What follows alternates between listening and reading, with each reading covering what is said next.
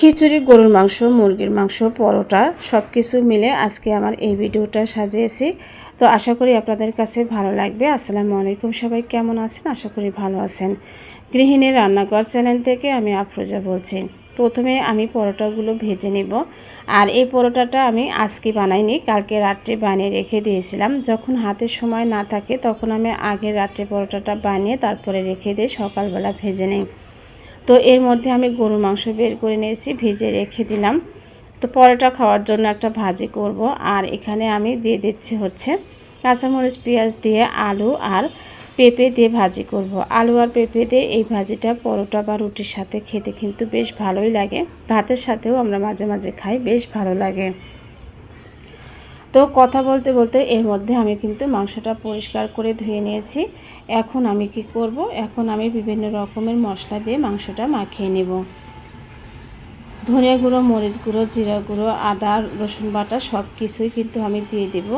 আর রান্নার আগে যদি এগুলো একটু রেডি করে রেখে তারপরে রান্না করেন তাহলে দেখবেন যে রান্নাটা কিন্তু খুব তাড়াতাড়ি হয়ে যায়, একদমই ঝামেলা হয় না। তো লবণও দিয়ে দিলাম। এখানে আমি পেঁয়াজ বাটা আর রসুন বাটা, আদা বাটা সব কিছুই দিয়ে দেব।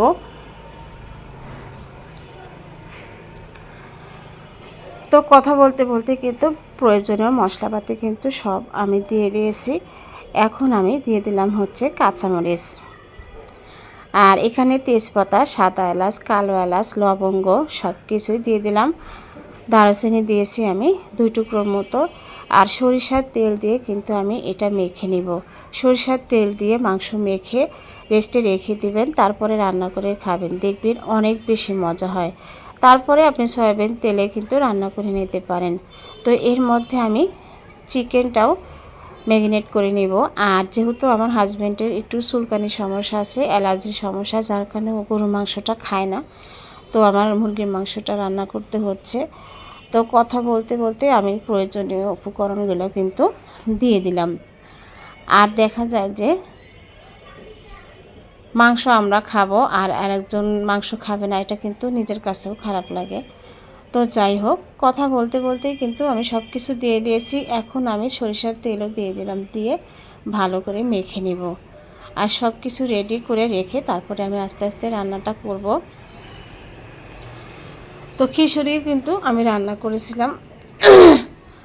তো এখন এই যে ভাজিটা হয়ে গেছে, ভাজিটা আমি কিন্তু নামিয়ে নিয়েছি। এর মধ্যে আমাদের খাওয়াও হয়ে গেছে। এখন আমি রান্না করতে চলে আসছি। প্রথমে আমি মুরগির মাংসটা রান্না করব। যেহেতু মুরগির মাংসটা গরুর মাংসের সাথে আমি কোনো রকমের সম্পর্ক রাখবো না, যার কারণে আমি মুরগির মাংসটা আগে রান্না করে রেখে দিব, তারপরে আমি গরুর মাংসটা রান্না করব। তো যাই হোক, আমি তেল দিয়ে দিয়েছি, তারপরে আমি ভালো করে এটা কষিয়ে নেব। আর যে কোনো মাংস যদি কষানো ভালো হয় সেটা কিন্তু খেতেও ভালো লাগে। তো মোটামুটি কিন্তু আমার মুরগির মাংসটা কষানো হয়ে গেছে, একদম তেল কিন্তু উঠে আসছে। আরও কিছু সময় আমি একটু কষিয়ে নিচ্ছি। তো কষানো কিন্তু হয়ে গেছে। এখন আমি গরম পানি দিয়ে দিব। যে কোনো মাংসের মধ্যে গরম পানিটা দিলে কিন্তু এই তরকারিটা হতেও কম সময় লাগে আর খেতেও বেশি ভালো লাগে। হঠাৎ করে ঠান্ডা পানি দিলে তরকারির স্বাদটা কিন্তু নষ্ট হয়ে যায়। তো এর মধ্যে আমি গরুর মাংসটা রান্না করে নিব। আর গরুর মাংসটা একটু প্রেশার কুকারে দিলে বেশি ভালো হয়, নরম হয় তাড়াতাড়ি। কিন্তু প্রেশার কুকারের গরুর মাংসের চাইতে আমার কাছে নরমাল পাতিলের গরুর মাংসটা খেতে বেশি ভালো লাগে। তো যার কারণে আমি এখানেই রান্না করার চেষ্টা করি, যদি হাতে সময় থাকে। আর যদি খুব কম সময় থাকে তখন আমি প্রেশার কুকারেই রান্না করে নেই, তারপরে পাতিলে আজরায়ে নেই। তো কথা বলতে বলতে কিন্তু আমার মাংসটা মোটামুটি কষানো হয়ে গেছে। এখানে আমি দিয়ে দিলাম হচ্ছে 2টো ছোটো সাইজের আলু, আমি একটু বড় বড় করে কেটে নিয়েছি। তো আলু দিয়ে আমি কিছু সময় একটু কষিয়ে নিয়েছি। এখন আমি দিয়ে দিব হচ্ছে গরম পানি। তো গরম পানিটা দিলে হতেও সময় কম লাগবে আর খেতেও ভালো লাগবে। তো গরম পানিটা আমি দিয়ে ভালো করে নেড়ে ছেড়ে ঢাকনা দিয়ে ঢেকে রেখে দেব। একদম 15 থেকে 20 মিনিটের মতো রান্না করব, তাহলে মাংসটা কিন্তু একদমই নরম হয়ে যায়।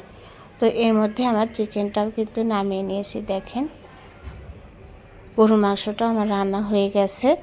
এখন আমি একটি সেমাই রান্না করব, লাচ্চা সেমাই রান্না করছি। তো লাচ্চা সেমাইটা আমাদের বাসার বেশ প্রায় সবাই পছন্দ করে লম্বা সেমাইয়ের চাইতে।